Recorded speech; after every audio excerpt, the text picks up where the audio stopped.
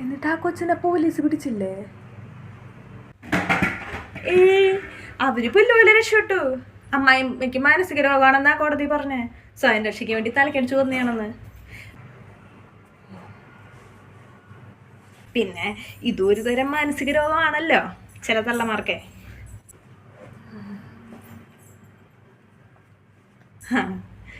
അമ്മ അമ്മയുടെ തല ഞാൻ മസാജ് ചെയ്ത് തരാം.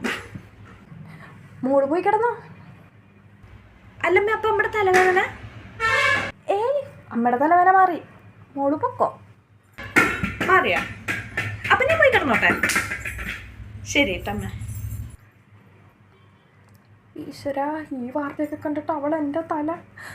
അയ്യോ, അവളോട് കുറച്ച് മയത്തിലൊക്കെ ഇടപെടണം.